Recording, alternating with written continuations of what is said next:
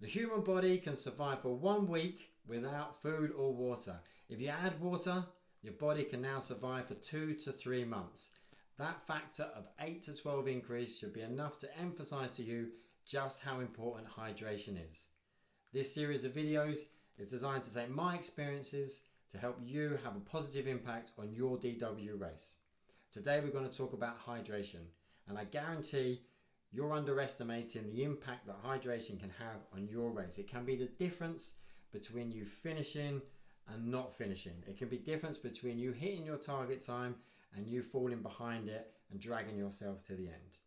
Hydration has a huge impact, and I'm going to talk today about electrolytes and the importance that electrolytes have on your hydration before you even take your first paddle stroke in the race. Electrolytes is what you need in order to make sure that your muscles and everything are firing properly. If you've ever experienced cramps, that's because you're not getting your electrolytes in during your racing. Now, I had 2 lessons to help me teach this along the way. Before I got ready to race at the World Championships in Oklahoma in 2014, I reached out to a friend of mine who had access to a heat chamber. And I went there and I did an hour on a paddle machine. And all I had was 500 milliliters of fluid, and I paddled for an hour as hard as I could in 40 degrees. And every 5 minutes, the scientists came in and they took blood from my ear, and then they went and stored that for a test at the end. So we had 5 minutes of blood taken for an hour in 40 degrees of heat chamber work. Now, your DW isn't going to be 40 degrees, but this story helps emphasize the importance of it. And at the end of it, they span the blood to separate out the red blood cells and the plasma. And they just showed how much the plasma dropped throughout the entirety of that 1 hour. And your blood got thicker and thicker and thicker. And by the end, it looked like soup when it was spun out because there was hardly any plasma in. And as a result, it meant my blood was struggling to get around my system. So my blood pressure was higher than it should have been. My body was struggling to get that blood around. It's all because I wasn't hydrated enough. And the second test I did was I reached out to a company called Precision Hydration. This was to get ready for my first DW attempt in 2015 that ended up being a record-breaking attempt and the first mixed K2 ever to win the race. And I didn't know enough about hydration, and these guys helped me. I went and met them at an event and they did a test, a sweat test. I didn't know a sweat test was a thing. Turns out not all sweat is equal. I lose a huge amount of sodium when I am sweating. So they made a recommendation. They said, you need these. These are 1,500 strength because I lose so much more salts in my sweat compared to other people. And these stop me getting cramps. So when I race, I have a much stronger solution of electrolytes than most other people will have. Now, if you can't go and get one of these tests, you could do something simple, like when you're sweating, you just lick your arm and see how salty it tastes. That's a very rudimentary test, but it might give you an indication. But when you're racing and you start to get cramps, you need to have already prepared for that.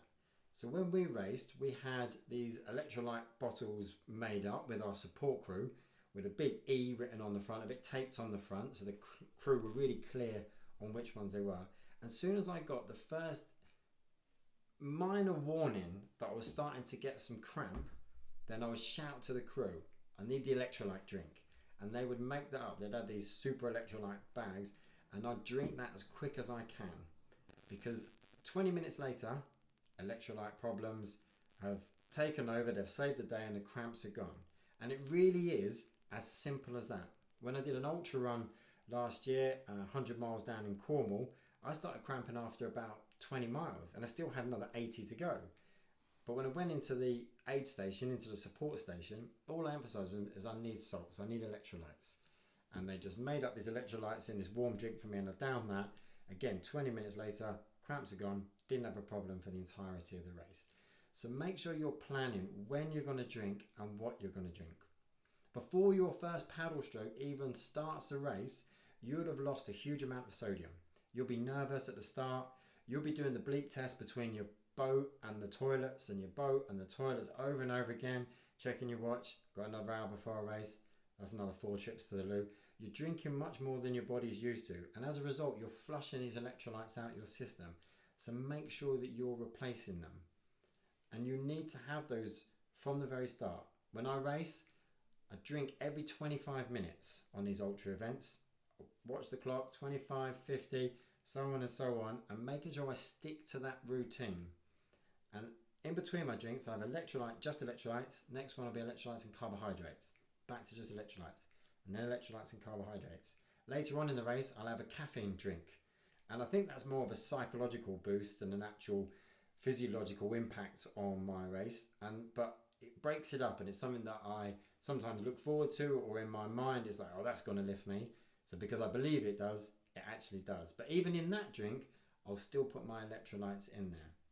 At every race, a support crew will talk to each other and they'll say, our crew's not drinking enough. Let's make sure we emphasize that when they get to us.